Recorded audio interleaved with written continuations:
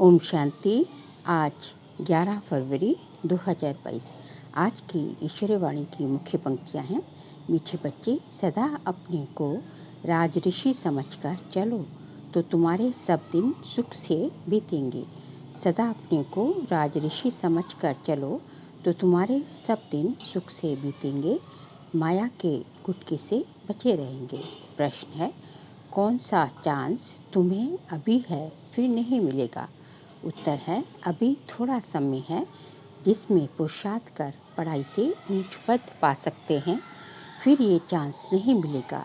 ये जीवन बड़ा दुर्लभ है, इसलिए कभी ये ख्याल नहीं आना चाहिए कि जल्दी मरे तो छूटे। ये ख्याल उन्हें आता जिन्हें माया तंग करती या कर्म भोग है। तुम्हें तो बाप की याद से माया जीत बनना है। गीत है, धीरज धर मनुआ धीरज धर। ओम शांति। बच्चों ने गीत सुना, किसने कहा और किसने सुना? बेहद के बाप ने कहा और सभी सेंटर्स के बच्चों ने सुना। देखो, बाप का बुद्धि योग सभी बच्चों की तरफ जाता है। सभी सेंटर्स के जो भी ब्राह्मण कुलभूषण व सुदर्शन चक्रधारी या राज ऋषि बच्चे हैं, उन बच्चों को ये भी स्मृति में रहना चाहिए कि हम राज ऋषि हैं, राजाई के लिए पुरुषार्थ कर रहे हैं। जिस राज्य में देखो तो सदैव सुख के दिन व्यतीत होते हैं। कलयुग में तो सुख के दिन बीतते ही नहीं। तुम जो राज ऋषि हो, तुम्हारे भी सुख के दिन यहाँ बीतने चाहिए। अगर बच्चे अपने को राज ऋषि समझते हैं और निश्चय अटल अडोल कायम है तो नहीं तो घड़ी घड़ी भूल जाने से माया के गुटके बहुत आते हैं।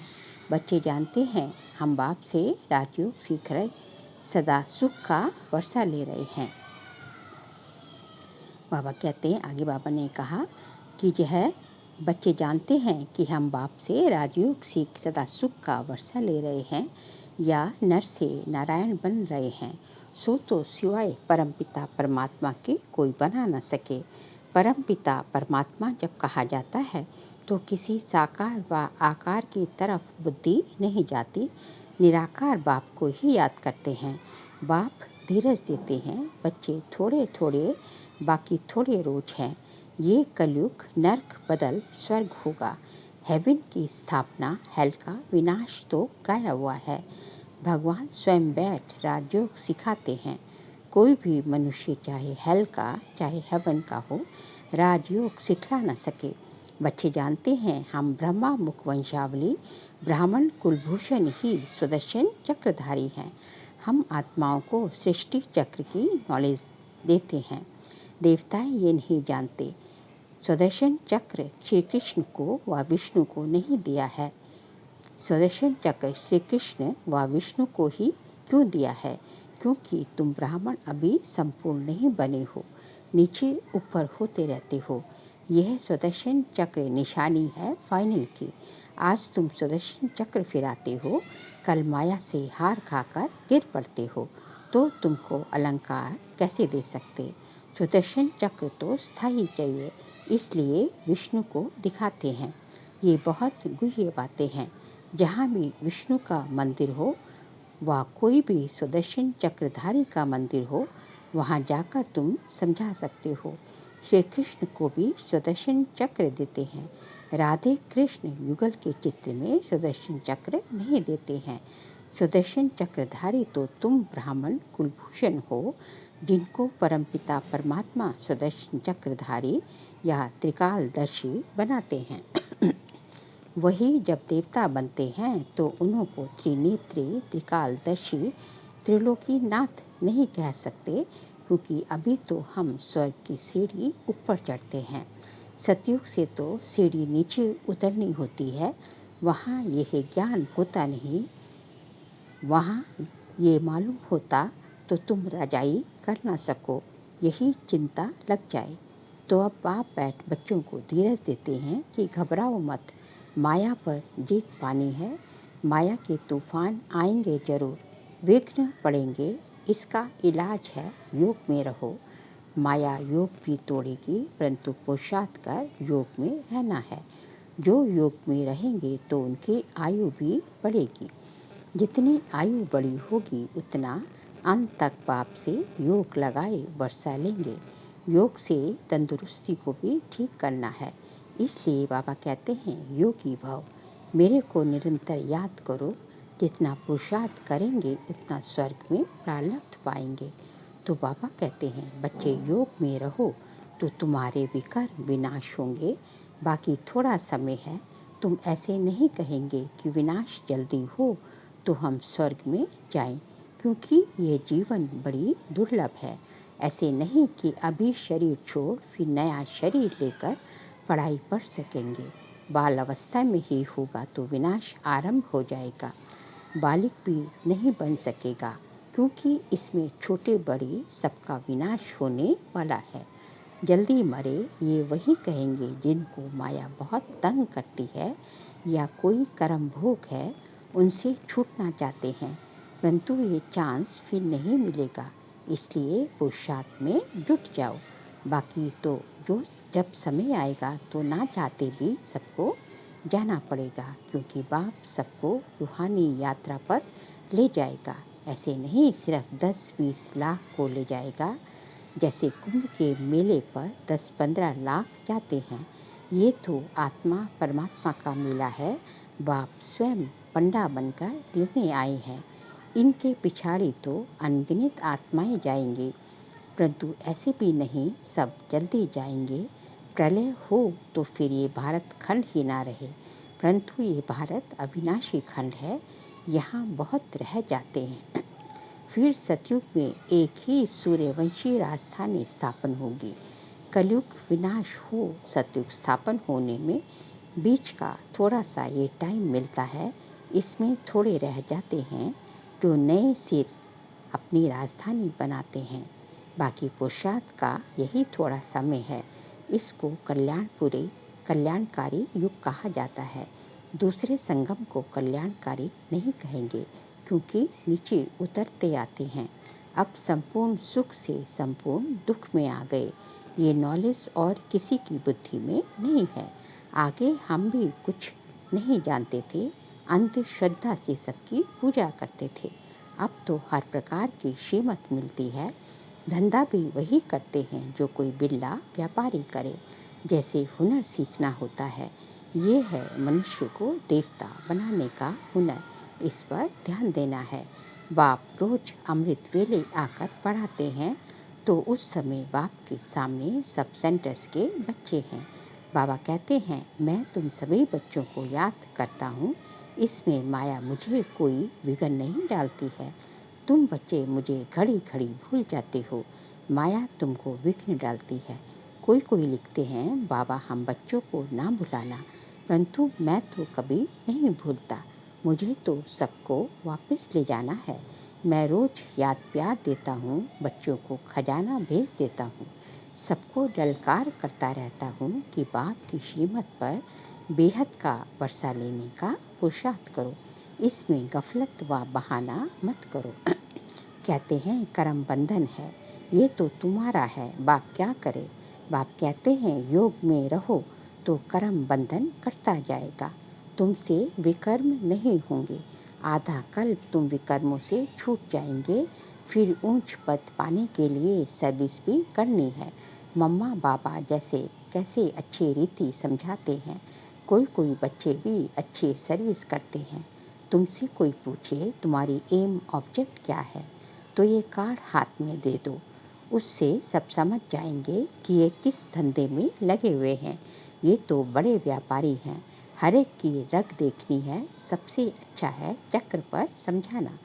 कैसा भी आदमी हो चक्र को देख समझ जाएंगे कि बरोबर ये कलयुग है, अब सतयुग आने वाला है। क्रिश्चियन को भी समझा सकते हो ये हेल है, अब हेवन स्थापन होने वाला है। वह तो जरूर हेवनली गॉड फादर ही करेगा, परंतु मनुष्य की बुद्धि ऐसी हो गई है जो अपने को नरकवासी भी नहीं समझते हैं।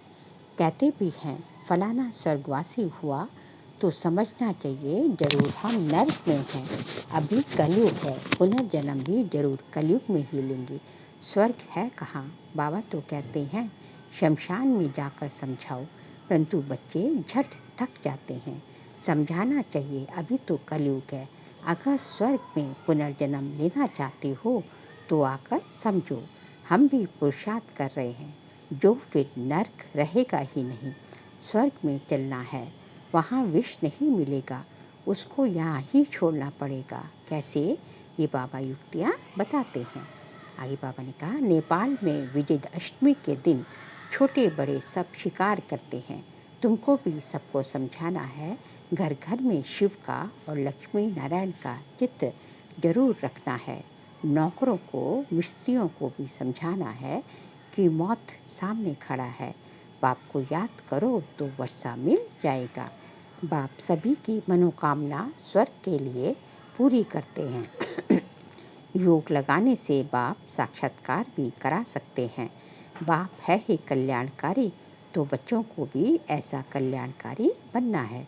गरीब ही अपना कल्याण करते हैं, साहूकार मुश्किल ही करते हैं। सन्यासी भी जो नामी ग्रामी है वह अंत में आएंगे। अब बहुत करके गरीब साधारण ही ज्ञान लेते हैं। बाप भी साधारण तन में आता है, गरीब में नहीं। अगर यही भी गरीब होता तो कुछ कर नहीं सकता। गरीब इतनों की संभाल कैसे करते? तो युक्ति देखो कैसी रखी है। साधारण ही हो तो बलि भी चढ़े और इतने सबकी परवरिश भी होती रहे।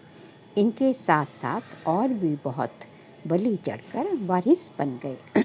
अच्छा, मीठे मीठे सिखलेते बच्चों प्रति माता पिता बाप दादा का याद प्यार और गुड मॉर्निंग। रूहानी बाप की रूहानी बच्चों को नमस्ते। हम रूहानी बच्चों की रूहानी बाप दादा को नमस्ते नमस्ते नमस्ते। सार के लिए पॉइंट्स हैं। बाप ने जो मनुष्य को देवता बनाने का हुनर सिखाया है उसमें ही लगना है। श्रीमत पर चलने में गफलत व बहाना नहीं करना है। कर्म बंधनों से छूटने के लिए याद में रहना है। आज का बाबा का वरदान है, श्रेष्ठ कर्मधारी बन, ऊंची तकदीर बनाने वाले पद्मा पदम भाग्यशाली भव। श्रेष्ठ कर्मधारी बन, ऊंची तकदीर बनाने वाले पद्मा पदम भाग्यशाली भव।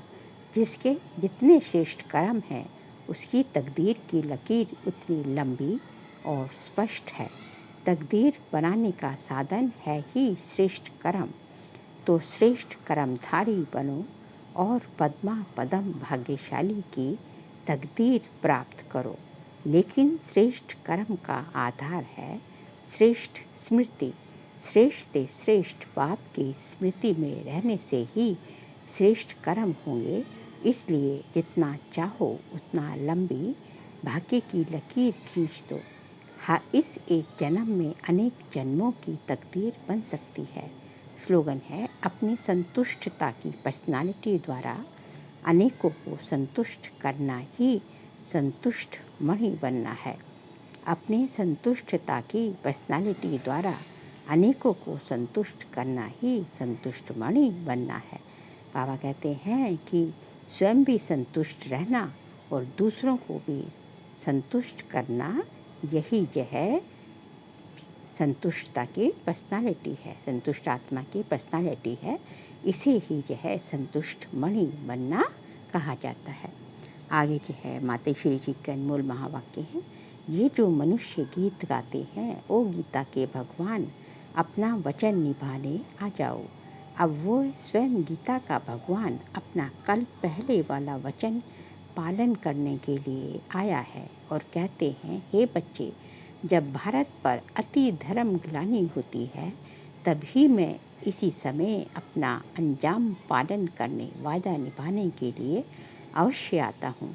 अब मेरे आने का यह मतलब नहीं कि मैं कोई युगे युगे आता हूँ। सभी युगों में तो कोई धर्म ग्लानि होती नहीं, धर्म ग्लानि होती ही है कलयुग में। तो मानो परमात्मा कलयुग के समय आता है और कलयुग फिर कल्प आता है। तो मानो मैं कल्प आता हूँ। कल्प में फिर 4 युग है, इसको ही कल्प कहते हैं। आधा कल्प सतयुग त्रेता में सतोगुण सतो प्रधान है, वहाँ परमात्मा के आने की कोई ज़रूरत नहीं। और फिर तीसरा द्वापर युग से तो फिर दूसरे धर्मों की शुरुआत है। उस समय भी अति धर्म गलानी नहीं है। इससे सिद्ध है कि परमात्मा तीनों युगों में तो आता ही नहीं। बाकी रहा कलयुग, उसके अंत में अति धर्म ग्लानि होती है। उसी समय परमात्मा आए अधर्म का विनाश कर सत्धर्म की स्थापना करता है। अगर द्वापर में आया हुआ होता तो फिर द्वापर के बाद तो अब सतयुग होना चाहिए, फिर कलयुग क्यों? ऐसे तो नहीं कहेंगे परमात्मा ने घोर कलयुग की स्थापना की। अब ये तो बात नहीं हो सकती। इसलिए परमात्मा कहते हैं मैं एक हूँ और एक ही बार आकर अधर्म का कलयुग का विनाश कर सतयुग की स्थापना करता हूँ। तो मेरे आने का समय संगम युग है। सेकंड पॉइंट है, मनुष्य आत्माओं की किस्मत बनाने वाला और किस्मत बिगाड़ने वाला कौन है? हम ऐसे नहीं कहेंगे कि किस्मत बनाने वाला और बिगाड़ने वाला वही परमात्मा है। बाकी ये ज़रूर है कि किस्मत को बनाने वाला परमात्मा है और किस्मत को बिगाड़ने वाला खुद मनुष्य है।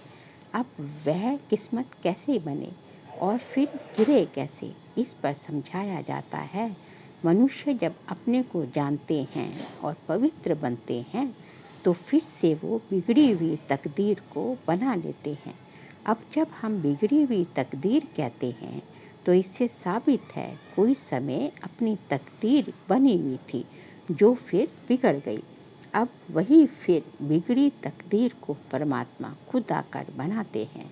अब कोई कहे परमात्मा खुद तो निराकार है, वो तकदीर को कैसे बनाएगा? इस पर समझाया जाता है निराकार परमात्मा कैसे अपने साकार ब्रह्मा तन द्वारा अविनाशी नॉलेज द्वारा हमारी बिगड़ी हुई तकदीर को बनाते हैं। अब ये नॉलेज देना परमात्मा का काम है। बाकी मनुष्य आत्माएं एक दो की तकदीर को नहीं जगा सकती। तकदीर को जगाने वाला एक ही परमात्मा है, तभी तो उन्हों का यादगार मंदिर कायम है। अच्छा, ओम शांति।